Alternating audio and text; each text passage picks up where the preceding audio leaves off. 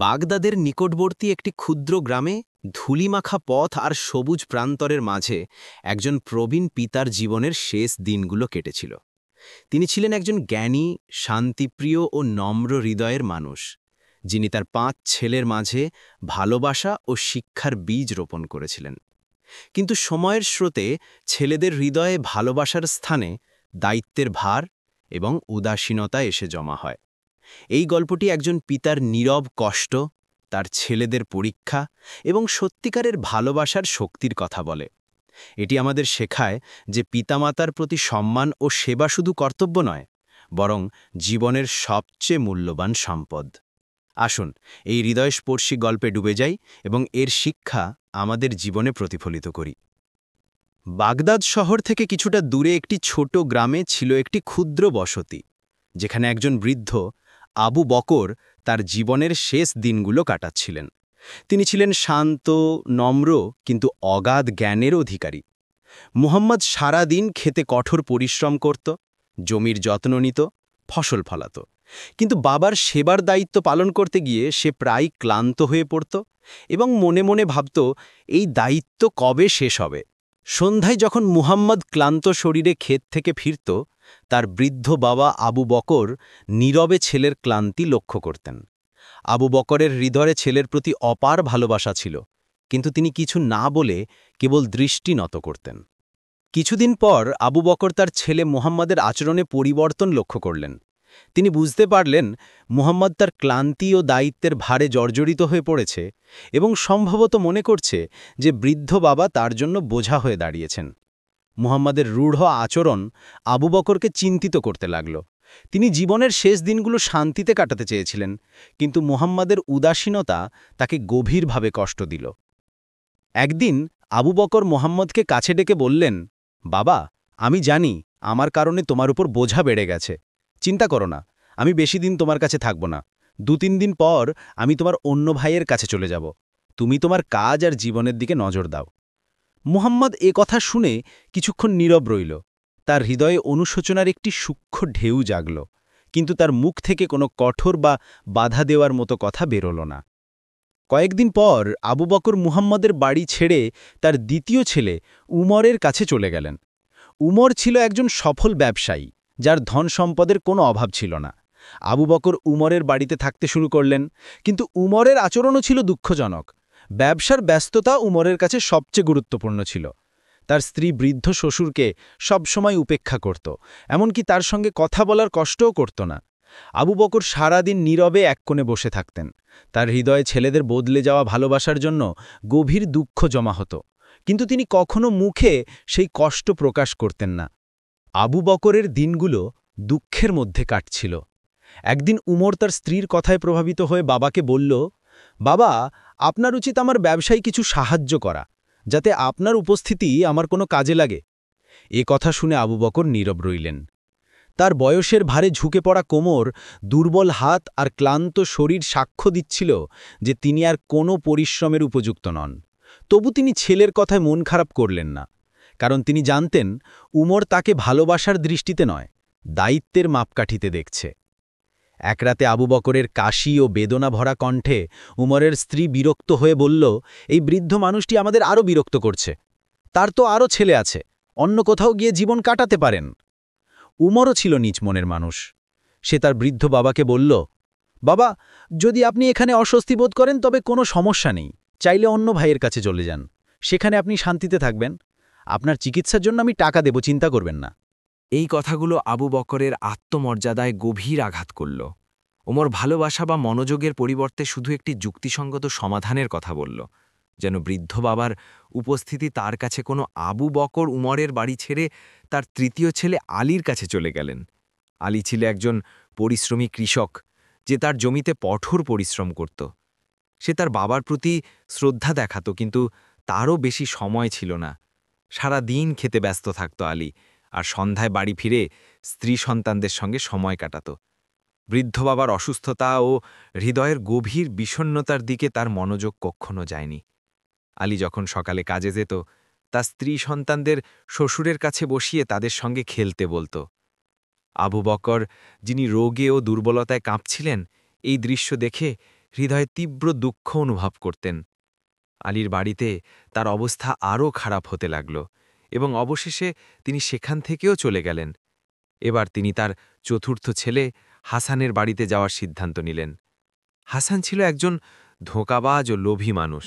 সে তার বাবাকে অভ্যর্থনা জানাতে খুব খুশি হল, কিন্তু এই খুশির পেছনে ছিল লোভ, ভালোবাসা নয়। হাসান সম্মানের ভান করে বলল, বাবা, আপনার এখানে কোনো কষ্ট হবে না। কিন্তু সময়ের সঙ্গে যখন হাসান জানতে পারল যে তার বৃদ্ধ বাবার কাছে কোনো ধন সম্পদ নেই, তখন সে বাবাকে উপেক্ষা করতে শুরু করল। হাসানের স্ত্রী তার শ্বশুরকে বোঝা মনে করে কোনো সেবা করল না, বরং তাকে কষ্ট দিত। সে সবসময় অভিযোগ করত এবং বৃদ্ধকে তার কাজের পথে বাধা মনে করত। কিন্তু স্ত্রীর কি দোষ যখন নিজের ছেলেরাই মুখ ফিরিয়ে নিয়েছিল? হাসান তার ব্যবসায় এতটাই মগ্ন হয়ে পড়ল যে বাবার অবস্থার দিকে কোনো মনোযোগ দিল না। এই সময় আবু বকরের স্বাস্থ্য দ্রুত খারাপ হতে লাগল। অবশেষে একদিন হাসানও জবাব দিয়ে বলল, বাবা, আপনি এখানে থাকতে পারবেন না। আমার কাছে এত সময় নেই যে আপনাকে সারাক্ষণ দেখাশোনা করব। আপনাকে অন্য কোথাও যেতে হবে। এই নিষ্ঠুর কথায় আবু বকর হতাশ হয়ে তার শেষ ছেলে খালিদের বাড়িতে যাওয়ার সিদ্ধান্ত নিলেন। খালিদ ছিল আবু বকরের সবচেয়ে ছোট ও কম বয়সী ছেলে। সে ছিল একজন গরিব কিন্তু অত্যন্ত পরিশ্রমী মানুষ। দিনমজুরি করে যে অর্থ সে উপার্জন করত, তা দিয়ে সে তার বাবার জন্য ওষুধ কিনত এবং ঘরের খরচ চালানোর চেষ্টা করত। তার স্ত্রীও ছিল অত্যন্ত সৎ। সে তার শ্বশুরের প্রতি মন থেকে যত্ন নিত, তার রোগ ও বার্ধক্যকে বুঝত এবং সবসময় মা বাবার মতো তাকে সেবা করত।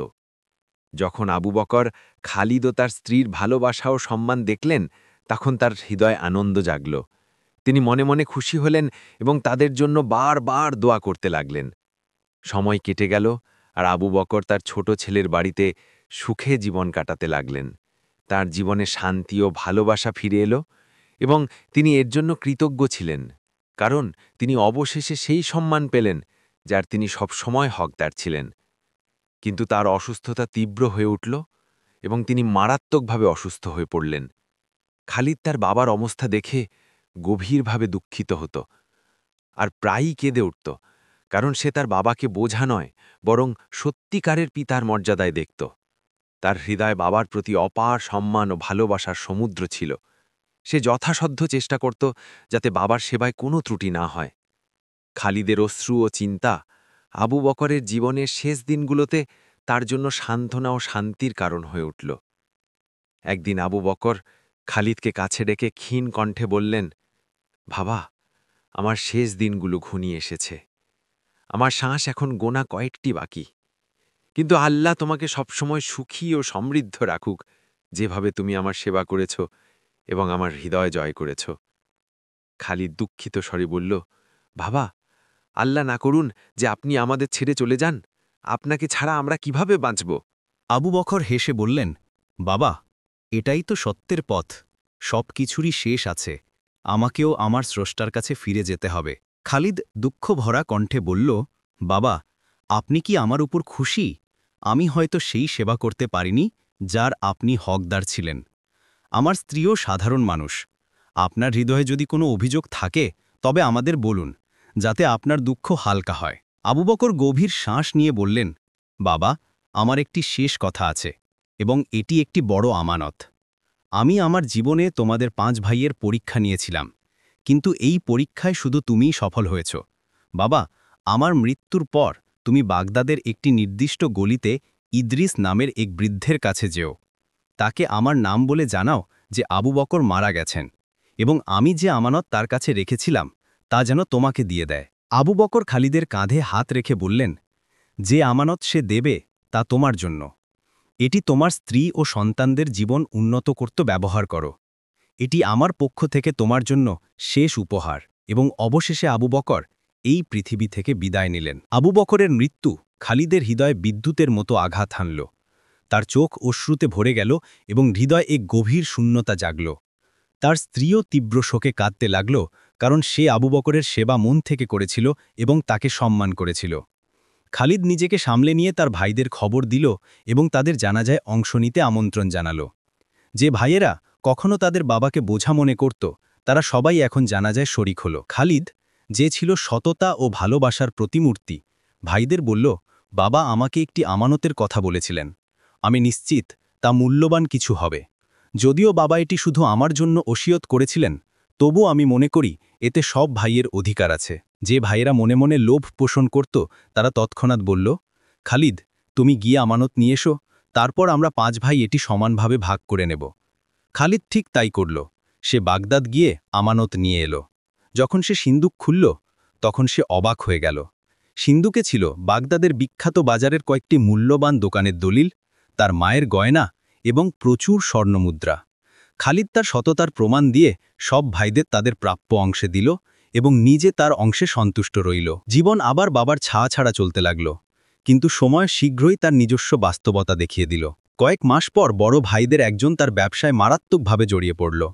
দায়িত্বহীনতা ও ভুল সিদ্ধান্তের কারণে সে ঋণের জালে জড়িয়ে পড়ল। পরিস্থিতি এতটাই খারাপ হলো যে তাকে তার বাড়ি পর্যন্ত বিক্রি করতে হলো। দ্বিতীয় ভাই, যে বিলাসবহুল জীবনযাপনে অভ্যস্ত ছিল, একদিন চুরির সঙ্গে জড়িত অবস্থায় ধরা পড়ল। কাজী তাকে জেলে পাঠানোর নির্দেশ দিলেন এবং তার জীবনের সমস্ত মর্যাদা ধ্বংসা হয়ে গেল। বাকি ভাইদেরও একই অবস্থা হলো, যেন সোনা স্পর্শ করলেও তা মাটি হয়ে যাচ্ছিল।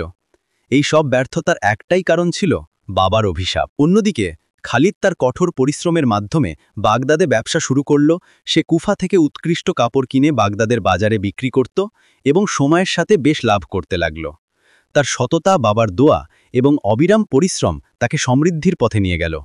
এমনকি সে তার ভাইদের বিক্রি করে দেওয়া দোকানগুলো কিনতে শুরু করল এবং ধীরে ধীরে পুরো বাজারের একমাত্র মালিক হয়ে গেল। যে ভাইরা নিজেদের ধনী মনে করত, তারা সময়ের শিকার হয়ে খালিদের দরজায় ভিক্ষা চাইতে এলো। খালিদ, যে ছিল দয়ালু ও সহানুভূতিশীল, তাদের সাহায্য করত এবং খালি হাতে ফিরিয়ে দিত না। তার এই আচরণ ছিল তার বাবার শেখানো নীতি ও নৈতিকতার প্রতিফলন। অবশেষে খালিদ বাগদাদের উন্নত এলাকায় একটি বড় বাড়ি কিনল এবং তার স্ত্রী সন্তানদের সঙ্গে সুখী জীবন কাটাতে লাগল। জীবনের এই মোড়েও সে তার বাবার দুয়া ও শিক্ষা ভোলেনি। যখন সে একা থাকত, তখন চোখ বন্ধ করে বাবাকে স্মরণ করত এবং বলতো, বাবা, আপনার দোয়া আমাকে বাগদাদের ধনী বানিয়েছে, কিন্তু আপনার ছায়ার অভাব আমাকে দুঃখী করে। আল্লাহ আপনাকে জান্নাতি উচ্চ মর্যাদা দান করুন।